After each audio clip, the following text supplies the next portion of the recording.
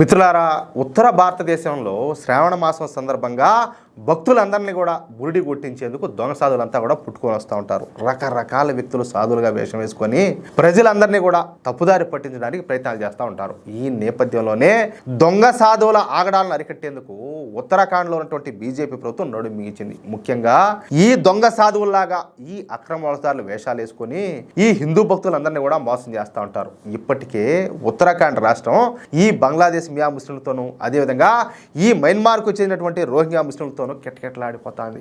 వీళ్ళు మన హిందూ పండుగల సమయంలో, ముఖ్యంగా ఈ శ్రావణ మాసంలో ఈ అక్రమవలసారులు పెద్ద సంఖ్యలో ఈ బాబా వేషాలు వేసుకొని తిరుగుతూ ఉంటారు. అందుకే ఉత్తరాఖండ్లో ఉన్నటువంటి బీజేపీ ప్రభుత్వం ఆపరేషన్ కాలనీని ప్రారంభించింది. ఇప్పుడు దొరికిన వాళ్ళు దొరికినట్టు ఈ దొంగ బాబాలందరినీ కూడా అరెస్ట్ చేసి లోపలేసి ఉతికి ఆరదొబ్బుతారు. పైగా ఏంటంటే వీళ్ళందరినీ కూడా ఈ బంగ్లాదేశ్కు, మయన్మార్కు తరింపారదొబ్బుతారు. అదే విషయం. మొత్తానికి ఉత్తరాఖండ్లో ఉన్నటువంటి భారతీయ జనతా పార్టీ ప్రభుత్వం ఈ దొంగ బాబాల విషయంలో ఒక అద్భుతమైనటువంటి నిర్ణయం అయితే తీసుకునింది.